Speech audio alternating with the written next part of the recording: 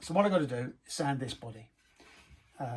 It's not as easy a task as you might think. You sometimes hear people say, oh, you know, don't go work in a guitar factory, you'll just be sanding all day, as if sanding is some menial task that anyone could do. Well, there's a bit more to it than that. Sanding complex shapes and retaining the shape whilst achieving the surface finish that's required is not a simple thing. It takes a bit of dedication, a good eye, good, you know, manual skills, and it's not something just anyone can do. It's worth paying a bit of attention. So I'm, as I say, about to start this. So I've got a few things I do. The guitar's been machined, so it's all shaped. Well, it's mostly shaped. There's a few little bits here, like where this bevel runs into this here, where that has to be joined together. And I'll say on the other side, there's a few little spots like that. So I've got to maintain the shape, the crisp edge of all the bevels, and so get rid of any little machining marks and end up with a completely scratch-free surface, because that's important for any finish. But for what's going on here, this is going to be a TV finish, a TV yellow. Now, on a TV finish, the grain filler goes over the colour. The colour gets applied first, then the grain filler. So any little flaws in the finish will end up getting filled with grain filler and will show and look horrible. And believe me, I know. And then once you've got grain filler in it, you can't remove it. It's just, you have to completely sand it all off and start again, and it's just horrible. So worth sanding properly. So that's the aim. So to that end, I've got a few tools that I use. I've got this dual action sander, which I don't use a lot, to be honest. I use it for the initial sanding of the flat surfaces, this top face here and this rear face here. I don't use it for any of the bevels, and I don't use it for the finer grits, only for the initial sanding. I find I have much better control using blocks, and I'm able to much better deal with changes in wood density, because sometimes, particularly on swamp ash and some types of mahogany, you can get dense bits and soft bits right next to each other, and you need to sand them both differently to maintain a flat surface. Otherwise, if you just, you know, wangle over it with one of these, you'll easily end up with a rippled surface, which is not what I want anyway. So I prefer to use blocks for most things. As I say, I use this just for the initial flat sanding to get rid of any machine marks or sanding marks from where the blank went through the thickness sander.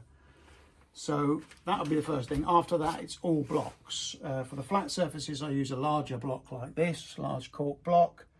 For the bevels, I use these little pieces of, I think they were cork table mats or something, which I cut up. And they're slightly flexible, so they'll conform to shapes. And I've got various ones here, there's just two. And I can use a small one like this for little small narrow areas like this, where I can just need to be able to control the angle and not round it all off, which would be very easy to do if I was using a great big block like this. Very much more difficult to control. So different sizes of blocks, and I've got loads of them here. I've got endless, I don't know, this boxes full of them. So that's the main tools that I use, and to those blocks I stick self adhesive backed sandpaper, which in this case is 120 grit. I'll start with 120, get rid of any machining marks and, you know, rough the shape in. From there I go to 220 and then finally 320. But it's important to inspect at each stage. When you've finished each stage and you think you've got rid of all the marks, you need to hoover all of the dust off and inspect it carefully up against the light with the light at various angles. Probably difficult for the camera to pick up, but I can see here, I can see marks on the top face here, which probably can't see with the camera that much, but they'll need to come out. They're very fine. It's just minor changes in where the direction the cutter went. So I need to deal with all of that without rounding any edges off, like rounding this edge off here where the cover plate sits. I don't want this edge all rounded off and uneven, so you have to be particularly careful there, particularly with the machine sander. There's a little bit of technique required to do that. So that's basically the aim and the tools. I suppose I ought to get on with it. And yes, at this point I have someone's bound to comment. I haven't yet drilled the jack hole. I'll do that after the first 120 sanding. I might make another video on that as well, so if I haven't already. So let's crack on. Okay. Right, before I put my mask on, there's a little word about the order I do things. On these, I like to sand the bevels first, the edges. Then I do the sides, and then the front and the back. You could do it another way, but this way, if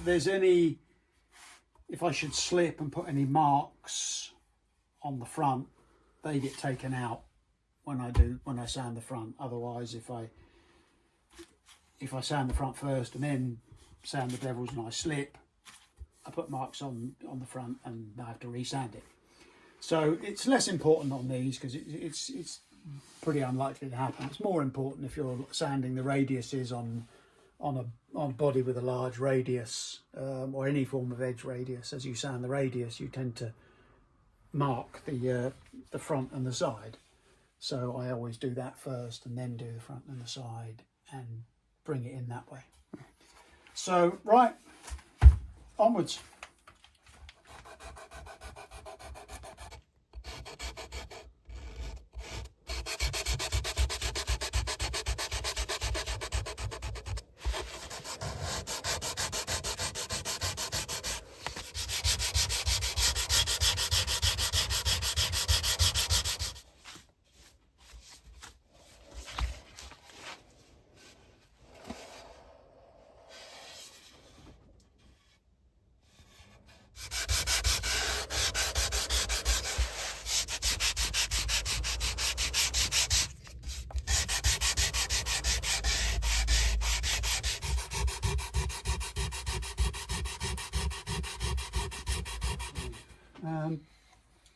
Just need to blend this piece in here from the radius here and the bevel here. We need to blend the two together, and I do that with this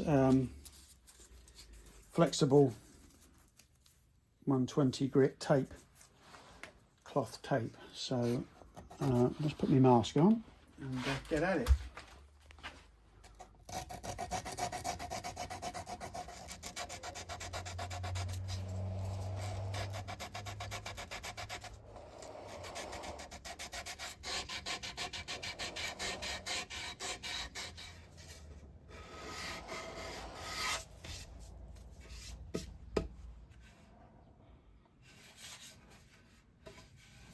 That'll do. Right, when I sand in little internal corners like this, or any internal corner, I like to use a dowel for dowels of various diameters, because that way I can get in there like that and just roll it around, and it keeps the shape. And being straight, it stops you rolling the shape up to the side. That looks all right. Looks like I've got most of that out. It's important when you're sanding the end grain like this, because when the body's cut out, or outer goes round, it pulls the grain, so you can get little marks in it where the grain has, the end of the grain has got sort of distorted, and if you don't get that sanded out, it will show. So you have to be quite careful. You have to inspect it very carefully as you finish something, just to make sure that you've got rid of everything. I think that's enough for now.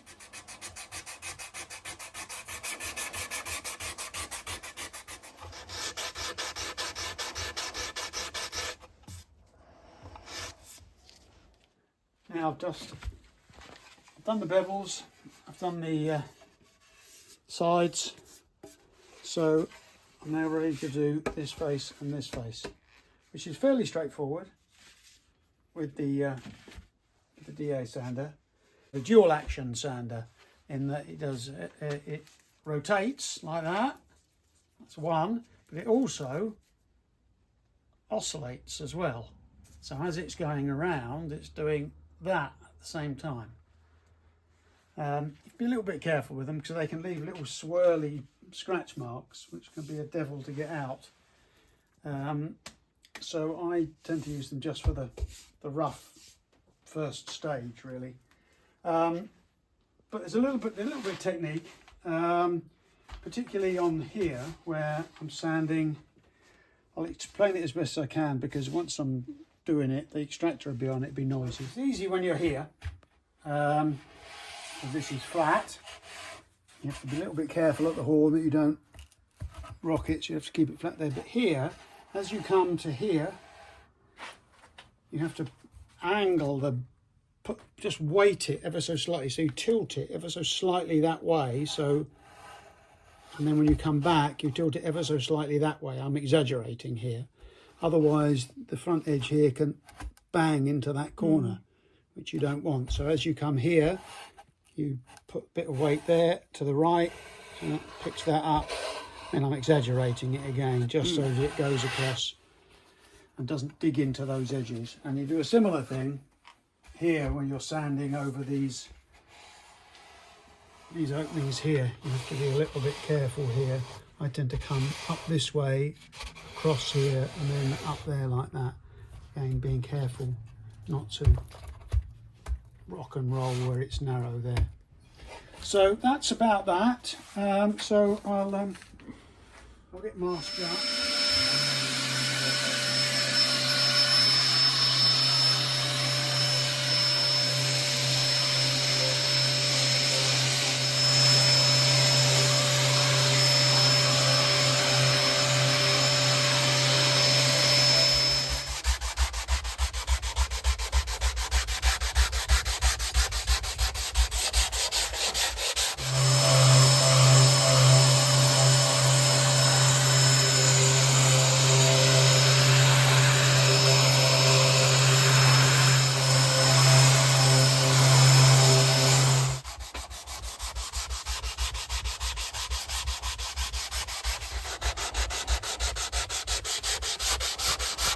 In theory, I've finished this stage of sanding, so all that remains is to inspect it. So before I do that, I have to clear all the dust off.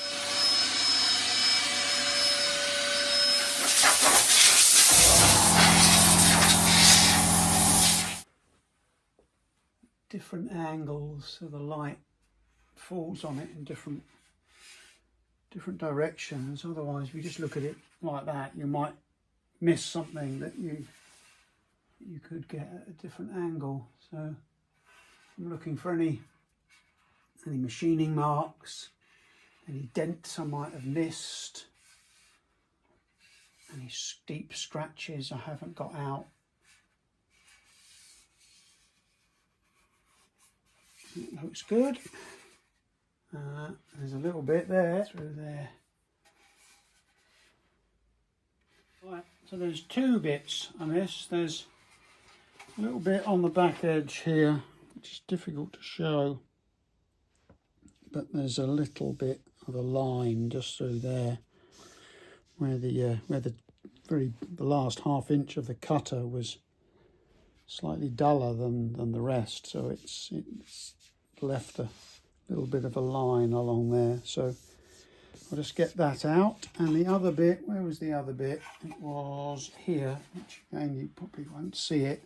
But if I hold it up right up to the light, I've gone over it with pencil now, so you won't be able to see it. But there's a little line just through there which just needs a little bit. So I'll get rid of that. I'll go over that again.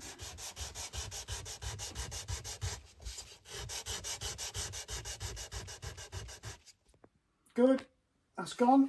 Nice, I like it. Right, just a bit through there.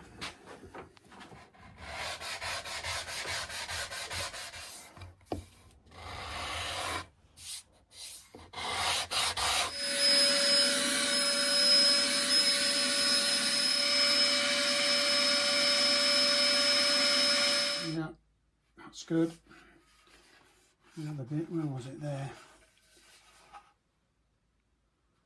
Yeah, gone. Good. So that is the first stage of sanding. Next, I have to sand it to, the next sanding stage will be 220, then 320. But I won't do that until I've drilled the jack socket hole, and I won't do the final 320 sanding until after the neck's glued in, because once the neck's glued in on these, all this round here gets shaped and blended into the heel of the neck, so I can't finish sand all this around here.